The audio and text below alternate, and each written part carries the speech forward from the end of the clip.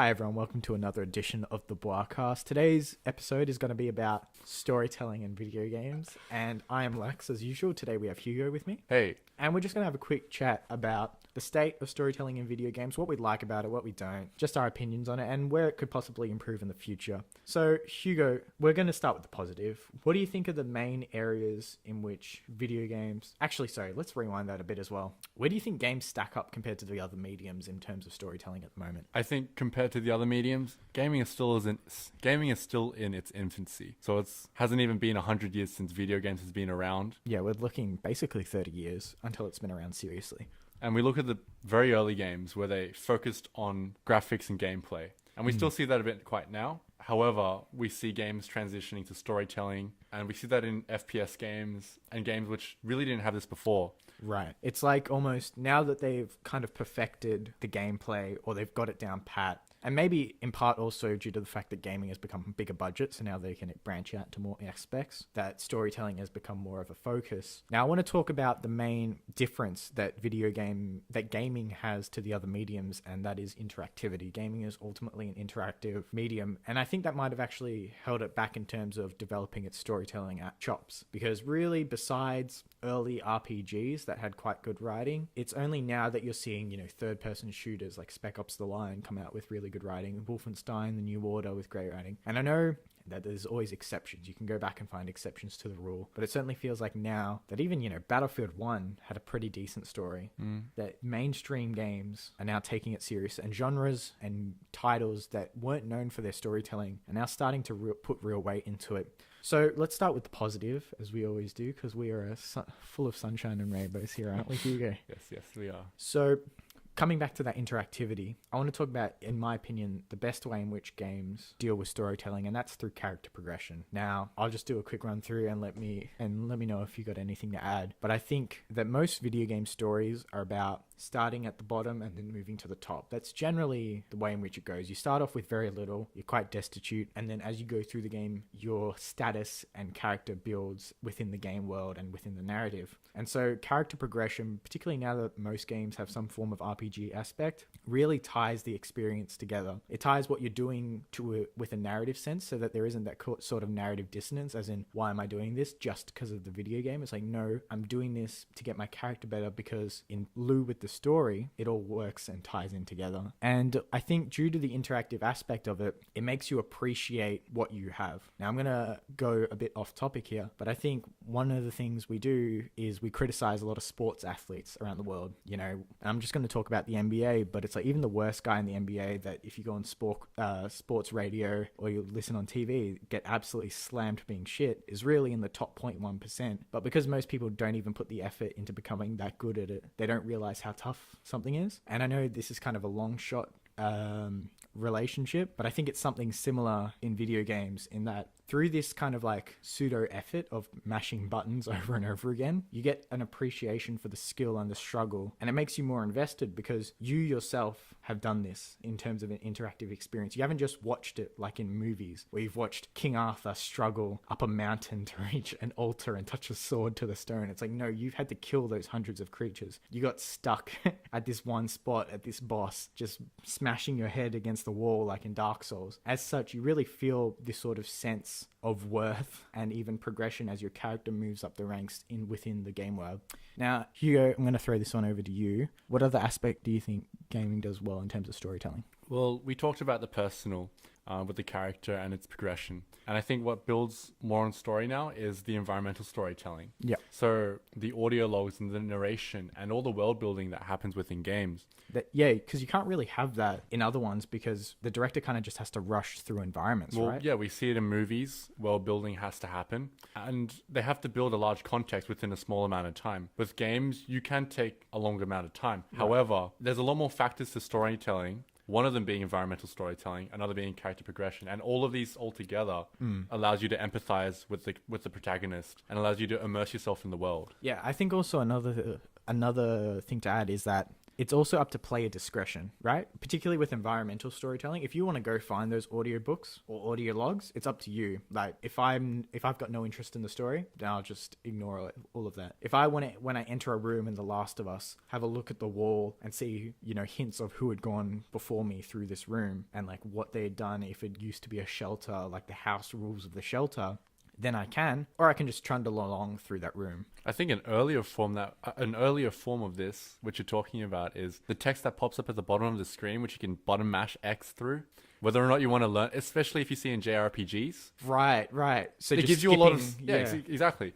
It's a more advanced version of that, right? Exactly. Yeah, so rather than just ham-fisting it down your throat, what game creators have learned to do is they've been like, okay, this isn't for everyone, but we do understand that there are people who enjoy it. There are people who are invested in the lore and the theory behind the world. Yeah, therefore, if you want it, you can seek it out. And let's be honest, it's much more interesting to actually go and see what is being said, like instead of having something being described to you, to actually go and look at and actively find it. Next thing I want to talk about is particularly, you brought up audio logs. Now, audio logs, I think they can also be used poorly, but we'll start with the good in them. So I think what I think audio logs do well. So where I think audio logs are put well are in background narration. So when they do not intrude on your own personal immersion of the story, but kind of add on as like a podcast when you play another game. It's kind of in the background, you listen to it, you remember certain parts, you don't remember certain parts. Right. But overall, it adds to the experience. Rather than, say, having it in a cinematic or having it completely separate and you have to go and discover it. Right. I also think, this is touching a bit on the negative, but audio logs also can only work in certain contexts. Like, you're not going to really be focusing on the audio log if you're in the middle of combat, are you? Yep. It's got to be used sparingly when it's more of a quiet time to fill in maybe the void. Yep. When there's no stimulation, when there's no combat. During the travel time. Yeah, I also think one of the best things audio logs can do is they can be very haunting, right? The best audio logs always leave like a little teaser at the end, like a hint of the unknown or like something creepy is going on. And I think when you look at the best games, an audio log will make you rethink the area that you're in, right? Like if you're in a I don't know, this is going to be a very simple one, but if you're in like a hospital, like a very nice hospital, but then you find out that it like used to be an asylum or that it's like had a very dark past. So suddenly the way you treat this hospital and the environment completely differs to how you would have initially approached it. Yeah, or it gives you background onto characters that you thought were one thing, but then turn out to be another. So it adds on nuance onto characters, onto the environment, and makes things less one-dimensional. Yeah, and it's also great because audio logs are low effort in terms of development, right? It's just someone speaking into it. They don't have to animate it. They don't have to do anything sort of like that. But I just quickly want to go back to my progression talk that I gave a bit of spiel about. And I want to add something to that, which is the difficulty curve is incredibly important, I think, in storytelling for video games. Because it's one thing to be told that what you're going up against is like going to destroy the world. But when the thing you're going up against actually tests you to your limit and makes you difficult, then you feel like it is actually a threat worth seeing. So for instance, when you watch a movie, a film, a stage act or whatever, and like the big bad villain comes up, you don't feel anything when it gets destroyed, right? Well, you feel a lot less. They're under the trope of the climax. They have to build to a climax to bring this intensity and pressure to you. Right. Where in a game, that intensity and pressure comes from the gameplay. Right, it comes from you yourself. Exactly. Because the outcome of the situation is in your control, yes, as opposed to already being predetermined in a movie or film. Like you watch an Iron Man film, or you watch really any superhero film, and then whenever there's a character in danger, you're just like, all right. They've got plot armor. Yeah, you haven't made enough money off this guy. Like, he's coming back. Anyway, anything else did you want to add on to that positives? No, I think we can move right on to the negatives. All right, the best part. Now, let's get the elephant out of the room. This isn't a problem with just gaming. This is a problem with storytelling as a whole, but I think particularly gaming, tropes. I mean, we go with character progression, and the trope with, I would say, the majority of RPGs is the level up system and just having like a stereotypical hero right, with abilities, supernatural abilities being overused and like there's no innovation towards this. Right, or even just when I play a video game, I almost feel like I know everything that's about to happen. Like, this is the sketchy guy. This is the nice guy. This is the guy you want. Or this is the person that is the romance interest. And that really comes under the one-dimensional aspect of characters, the lack of nuance and poor writing. Yeah, and then there's like the gung-ho bro dude shooter character. The Gears of War guys that have like tree trunks for necks. They like sound like they're chewing out gravel. And the terrible one-liners. Let's not even get into one-liners in video games. My God, are they bad. I feel like I was playing Gears of War a while ago, but I felt like I wanted to shoot my brains out with just how bad the one-liners are in that game. Anyway, that's just an aside. Another thing I also want to talk about is we mentioned obviously the tropes and poor writing in general, but why do you think games are poorly written? And I want to talk about particularly large games. You know, smaller condensed games obviously have one writer, maybe two, but the main one, the high profile one, has to be Mass Effect Andromeda in this year. You know, a game that was hyped coming out, came from a studio that was known for its writing. Obviously this is actually a support studio that got promoted to making a full game, but it brings out the problem, which is that games often have teams of writers on it. You know, a book has one writer, might collab with maybe two or three. A movie generally has one writer, might collab with two or three. And a TV show and stuff usually will have a main writer. Plus, for side episodes, they'll just have one writer doing a self-contained little story. But with video games, it's got so many writers involved with it that sometimes it can feel like a different tone each time because everyone has a different voice when they write. I think a great example of this is recently we played The Walking Dead. Yep. Where the very first two seasons had very small teams of writers, and I think in the first one it was less than 3 or less than 4. It was a very small team. Yet in the third season, and which is undoubtedly probably the worst season that they've produced, It's the general consensus, yeah. yeah, I had a very large team of I quote professional writers. Yeah. And yet the first 2 episodes disappointed, and the third and fourth and fifth felt like an eclectic mix of writing and just generally confusion. Yeah, because it was always like someone had been... It's like they separated the writers and they've been like, hey, you're doing this bit, you're doing this bit, you're doing this bit. And they never bothered to link together and be like, hey, this is what I wrote. Something bad just happened last scene. Like literally 2 seconds. You can't have a happy moment like 1 second after some characters died. And the only way they could get around fixing any of this was to kill off determinate characters or just making them completely disappear off the face of the earth. Yeah. And I think, do you have anything more to add as to why you think maybe games don't have as good writing? Maybe also it's hard to get high profile writers. Do you reckon? Like the best writers generally will get paid big bucks to do movies, TV shows and books. I think part of that is that it's their own publishing. As in, those writers write for their own personal investment, but these team of writers kind of have to write for a game they don't know about or the game they don't have any investment in, and it's really just up to their pay to do something. Really? I thought it was the time and effort, because you think of even a first-person shooter has a lot of dialogue in it. Like an obscene amount of writing actually goes into even games that you don't think has any writing going into it. But the problem is that it's just like time, effort versus reward. Like you can write a movie, it's what, a 2-hour script? You can write a book over the course of a year at your own leisure. You can write a TV show which might be like 10 hours if you're talking Game of Thrones, maybe more, but it's usually a couple of people working on a TV show, so you're probably doing 10 hours maybe. And that's much less than doing a game's script. And then with a game script, you got to be involved with the process on the long haul. Oh, this scene's being rewritten. Oh, why is it being rewritten? Oh, we couldn't figure out the tech for it, for the gameplay. Oh, we're going to remove these scenes. Oh, how do I fit this into the story? How can we rework it? So I thought maybe it's just a time versus effort that they can't attract the high-end writers. And really, if you talk, like, who do you... I'm trying to think of really good writers in the game industry. You're probably looking at BioWare Edmonton. Those guys always do good stuff. And maybe Neil Druckmann is probably the highest profile writer, the guy who did The Last of Us. Oh, okay. And he basically runs Naughty Dog, the studio.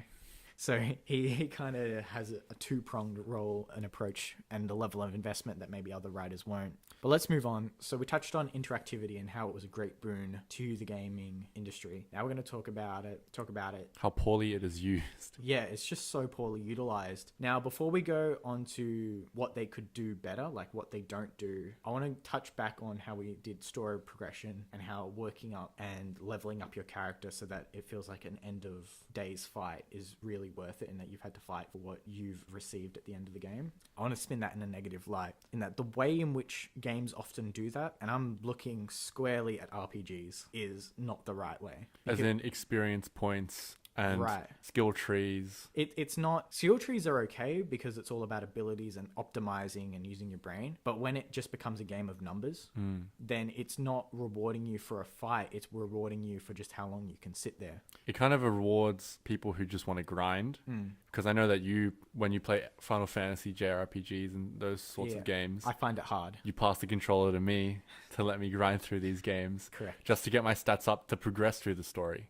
So it takes you out of the experience, and you kind of have to re-immerse yourself every time you want to progress back through. But also it's a disconnect because you think of how you get better in the real world, and you always get better by pushing yourself to the limit.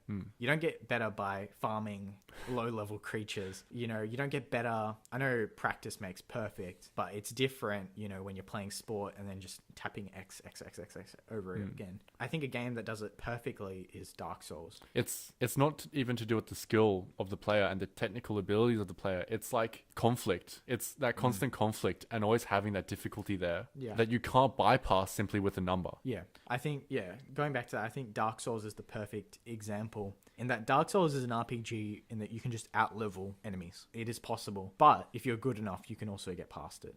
I don't know, we will probably have this discussion later on down the road, but I think there's a way in which to do progression and a sense of progression, particularly in RPGs, that isn't being done now. And I think just putting the numbers up also kind of feels like lazy game design, doesn't it? Like we couldn't figure out how to actually make this hard, so we're just going to up the stats of these enemies.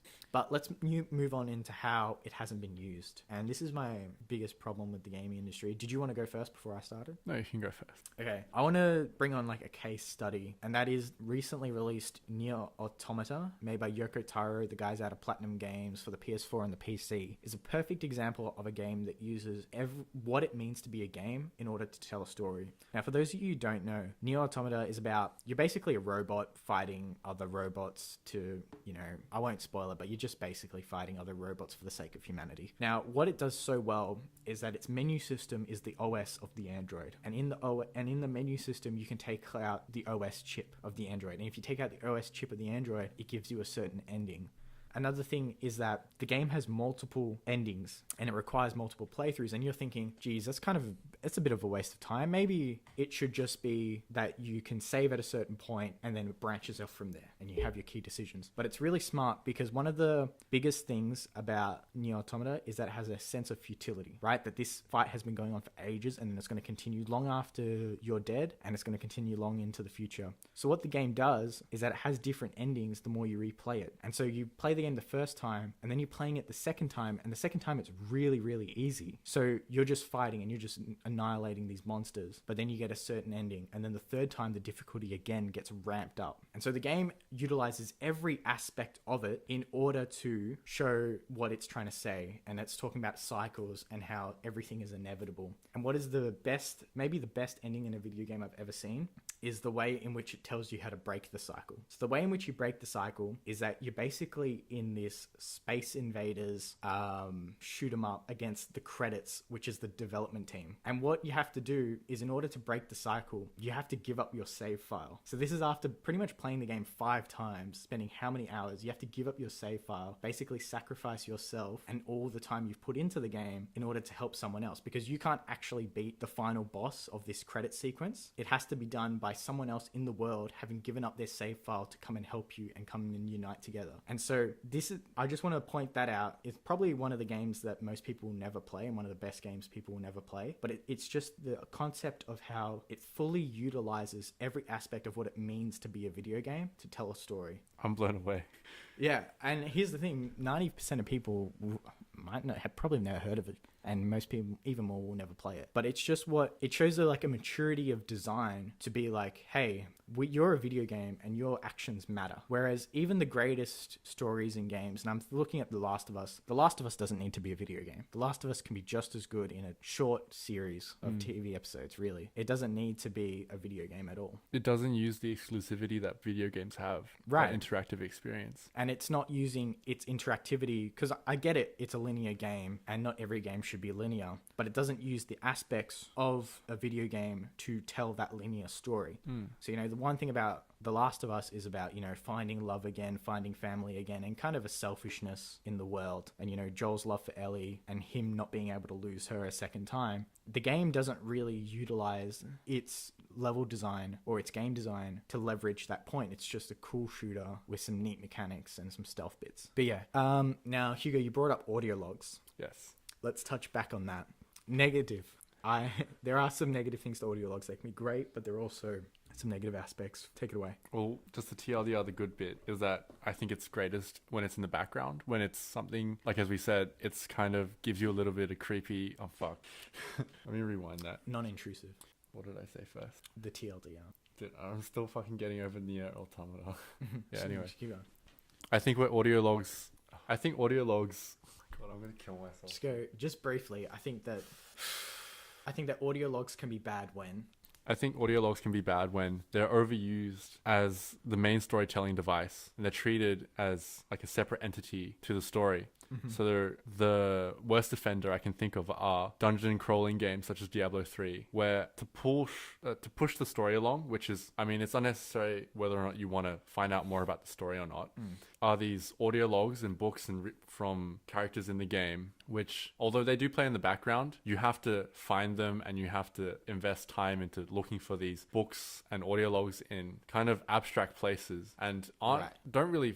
they're not realistic. And by realistic, I mean, they don't fall well into the story. It doesn't, you're not in a library looking for these books. You're in the pits of hell, and somehow this book appears out of nowhere to tell you this old man's story about Diablo. Yeah, no, it's a bit weird, but one of the most annoying things that always happens to me in games is I'll be listening to an audio log or something, and because you don't know what's around the next corner of the game, like a combat sequence will trigger, and you're fighting, and the audio log just gets drowned out by combat, and you just having to think, so you're not paying attention to it, a combination of everything, and you end up just missing the audio log, and it's just a pain in the ass. But I feel like that's not, it might be a bit of the audio log's fault. Probably more to do with the developing team where they haven't written it properly in. I think a nice example of where audio log can be done well is in Final Fantasy. So when you're driving, because audio log doesn't have to be just a long narration. Oh, it could just be character interactivity. Exactly. Right. When you're just driving along the roads, your characters will interact in certain ways depending where you are in the story. Yeah. No, I'm 100% with you on that. Character interactivity between NPCs is fantastic. Yeah, I think those still fall into audio logs. Yeah, I suppose. Yeah. I absolutely love it because it always gives you little nuggets about a character's personality, even from the way in which they just respond to a question, right? If they talk about the mother and someone asks about their mother and then the character doesn't want to talk about it, no, I'm not interested in it. Then that automatically reveals something about the character. And it's always fantastic because it makes the NPCs that you're going along on a ride with, they feel alive, don't they? Yeah. If you're just sitting there in silence, the entire game, it feels terrible. I think, you talked about Final Fantasy being good for it. BioWare games, with the exception again of Mass Effect Andromeda, because that dialogue was terrible, always do this really well, particularly Dragon Age Inquisition and maybe Dragon Age Origins, and having a group of characters, and they come from different walks of life as well. So the characters represent different aspects of the world. It might be from different regions, different backgrounds, different faiths. And such, and they all represent different opposing viewpoints, and then they come together in these conversations that are just flying over your character's head that you just pick up snippets of, and it just reveals so much more about the world and opens it up, and it suddenly goes from feeling dead or just something that's over there to alive and bustling. When you compare a book to a person, obviously a book is a better conduit for audio because naturally people want to interact with each other, and you will interact with your sidekicks, your allies, even your enemies, and that's a great way to bring in parts of the story which you've never heard of. Right. Well, that was quite positive. Yeah. But no, I think the biggest problem I have with audio logs is sometimes there's just way too many of them. As in, it's unnecessary information. Yeah. I think more to it is there's a lot of text and there's a lot of long narrations which you have to trudge through, and it's hard to find anything relevant to what you're doing at the moment. I mean, especially if you're in combat sequences or you're not in travel time, you don't have the time to pay attention. Right. And also, one of the biggest issues is audio logs, I imagine, tend to be relegated to junior writing staff. So the writing on it isn't as good, and sometimes that can break the illusion of the world. I've had a couple of times in video games, you know, it's been really solidly written in terms of the main pieces, and then all of a sudden you'll be walking through and you'll be listening to this retardedly voiced audio log sequence that's written terribly, that's like super cliche, and is like, this is clearly a different writer has gone through and made these. But that's just as an aside. All in all, I think we're on the same page in that audio logs and, you know, character interactivity, things like that, help really build a world and flesh it out in ways that feel natural, right? Yeah, it's just a disappointment that we don't get to see it in every game that we get. Because it's like, if you think of it in a movie, if they want to explain something, they really kind of have to take their time out and maybe have like a specific conversation. But in a game, if you got to travel from point A to point B, or you're just walking through your thing, or you're just crafting in the menus or something, whilst you're doing something, the game doesn't have to specifically draw your attention to it. It can just be flying overhead. And whether or not you choose to look up and have a look at it is up to you. And I think that's a great thing, not shoehorning people and forcing them to look at a particular way. Now, one thing I absolutely hate in a lot of games is codexes. It's super common in RPGs. And I get the point of them. It's for those people that want to go fucking deep dive, you know, completely into it. But I read some stuff, and this is when I first realized codexes had some really cool shit in it. I was reading some stuff in the Mass Effect universe, and some of the stuff written in the codex is fascinating and absolutely amazing. And I'm like, why isn't this in the actual game? It feels like what's in the codex is sometimes so important that it changes entirely how you think. Whereas I feel like a codex and these tucked away nuggets of information should be just complementary. So maybe it's not my problem with the existence of codexes, but it's the way in which often huge pieces of information are just tucked away inside them. What do you think? Well, you could kind of think of it as a possibility, and the developer team not being able to implement said piece or said piece of information into the game, but they still want to make a tribute to it. Right. Because, I mean, I haven't played the Mass Effect game and looked at their codexes, so I can't imagine what's inside. But I think it is like a tribute item. Yeah. So there's long, like, Wikipedia, encyclopedias of information. Yeah. Would be maybe what people in that team would have liked to see in the game. Right, yeah. I think the biggest one has to be the Elder Scrolls series and finding all those damn books. But let's move on. Did you want to say anything else, maybe on what games could do better or what they don't do at all? Can't think of it. No? No. You reckon we've pretty much covered it? I want to talk about player interactivity, player-to-player interactivity, actually, in video games to tell a story. So multiplayer. And it goes in like a huge variety. You go from ones where it doesn't really matter, like The Division and Destiny, where, you know, having other people along for the ride makes, you know, doesn't change anything. From now, we even spoke about this previously, A Way Out, that entirely co-op based campaign, and then to ones that are, I think, even to a game that I think might have the best multiplayer I've ever seen in Journey. Do you know what I'm talking about when I say Journey? The PS3 game that came out quite a while ago. Yeah, do you know what I mean when I talk about the multiplayer aspect though? As in dropping in and... No, actually, no. Please explain. Okay, so the whole point of Journey is that you're trying to get to the top of this mountain. It's the first thing you see at the start of the game. It's the only thing you can see, so you just start heading to the mountain. It's about what happens along the way. What the game does really well is you feel super isolated throughout the entire experience. But randomly, at a certain point, what happens is you'll see another cloaked figure. And that other cloaked figure, you first think, is this just another AI? Is this like, what is this? Until you get to a certain point where you realize, hey, this is acting too randomly to be an AI. This has to be a person. And what the game does is it doesn't allow you to actually speak to that person, because it's all about the solitude and the thing. You can only communicate through a musical note. And so what it's done is it's used multiplayer to actually enhance the experience of the single player. And it's done it in so that it doesn't compromise the experience, but actually adds to it and adds to the story aspect of it. So I was thinking, you don't see that in games, really. I mean, you see multiplayer as a stick, like a stick-on, an add-on for most games. Right, or multiplayer service. just as a service, as it's in and of itself. But you don't really see multiplayer games that are based around story. No. I'll be interested, honestly, to see with Anthem and BioWare, obviously a studio that is well known for being a single player powerhouse, to see how it goes into a multiplayer world. Maybe that'll have something, but that's something I would really like to see games take into consideration. I'd love to see an Anthem if, like, you could learn about the javelins and learn about, like, I mean, you're gonna get all this. Maybe we should say this for another time. Yeah, maybe. But I think what I'm really trying to say when I talk about Journey is that the game did multiplayer without breaking the immersion. Yeah. So whenever you drop someone into a game, it'll be like a certain situation, even if it's like Call of Duty co-op campaign, where they're all like grizzled war veterans, like super do bro shooter guys, and then you'll just have like our voices. Hey, hey, oh hey, and we're just like talking, and it breaks the experience, doesn't it? It's Yeah, like it does. it's like watching. You never want to play a single player game and have someone else sitting there commentating. That's kind of what whenever you play a campaign with someone else really does. And I just like to see games do it more where it doesn't break multiplayer doesn't break the single player immersion. And last but not least, let's talk about the new and emerging space of mobile gaming, because we're talking about more traditional games, particularly a lot about RPGs, but mobile gaming, besides being the port house that it currently is actually a big industry. In fact, almost as large as like maybe even larger than the console industry. Do you see any way that like serious story games come to that? I can see like the text-based games, the old text-based games coming towards maybe a mobile system. Right. Because you're going to carry your mobile with you everywhere with, like, perhaps not reading a book, but yeah, having a text-based.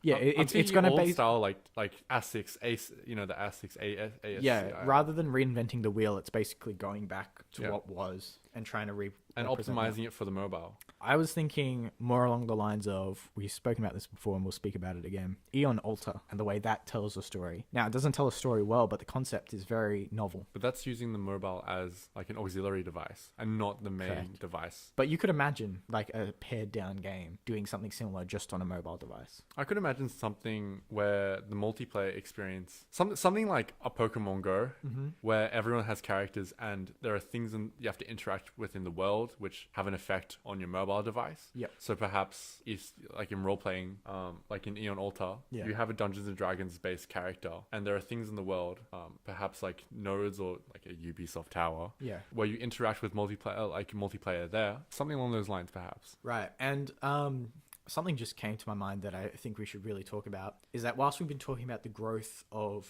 directed narrative in games, there's also been a huge growth in player agency and player narrative. Specifically, I want to bring up Zelda Breath of the Wild. The stories that come from that game are not about Ganon or fighting the 4 guardians or whatever. It's about, stumbling across a gold mine or like falling down some cliffs only to find like a shrine at the bottom. It's about organic narrative.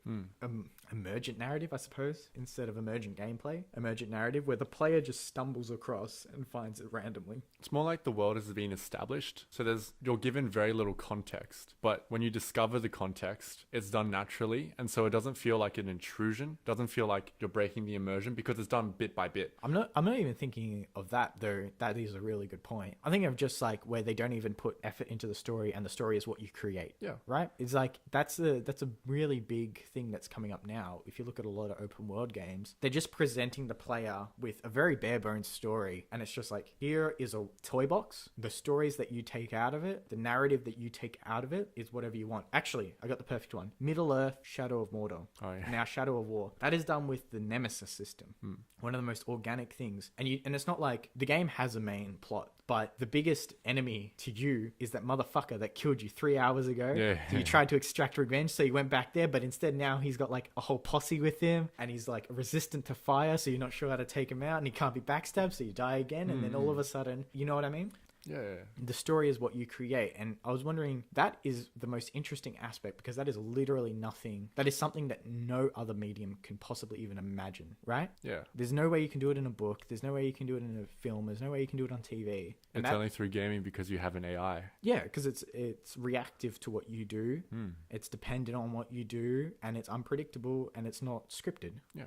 And so I think we've spoken about what gaming can do better. I think this is an aspect of gaming that has barely been explored. Really, the Nemesis system is kind of the only real thing that I've seen ever. In fact, when I first saw it come out, when I first saw Shadow of Mordor come out, I thought people would be trying to copy it left, right, and center, but they haven't. And now they've taken it to the next step with Shadow of War, which looks pretty awesome. And it makes me wonder, is the future of video game story, on one end, I said, Yoko Taro's New Automata is a great design of story. But on the other end, is it where it's like, hey, we don't really have a story. The story is what you create. And I think that's a really interesting thing in that, at least in my mind, gaming can go in 2 very different directions. I think that's cool. All right. So we'll probably wrap it up there for tonight. Yep. Thanks a lot for joining us. Thanks, Hugo. And see you guys on the next one. Bye.